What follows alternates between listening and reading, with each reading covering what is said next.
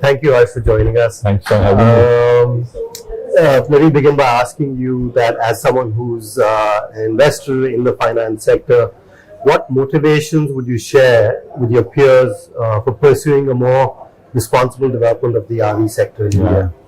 Well, I think, one thing I've learned in my investing career is that, it's important to create sustainable value for all the stakeholders. Yeah. And the one thing which stands out when you're doing sustainable value creation is that how much have you thought through impact for all the stakeholders, right? And that's what I've seen, that people who have done that well have created more value, and that is exactly our role. So it's that simple. Speaking in the heart, I can tell. Yeah. Can you speak to maybe one or two actions or efforts you've taken personally or in the organizations you've been part of for pushing forward to kind of moving forward with bringing more responsible investment practices in the sector?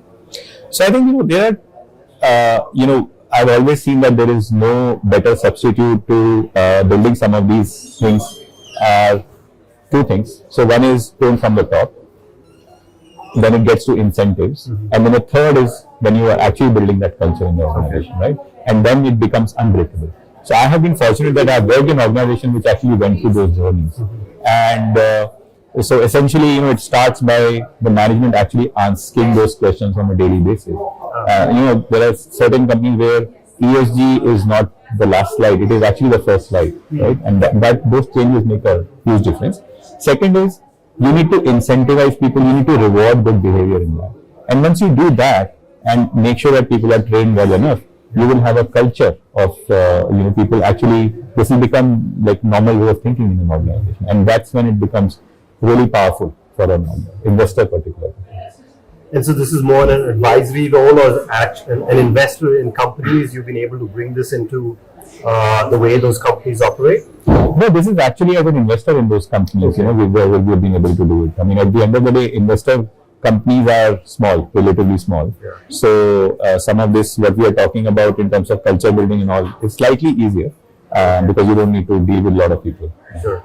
Okay, thank you.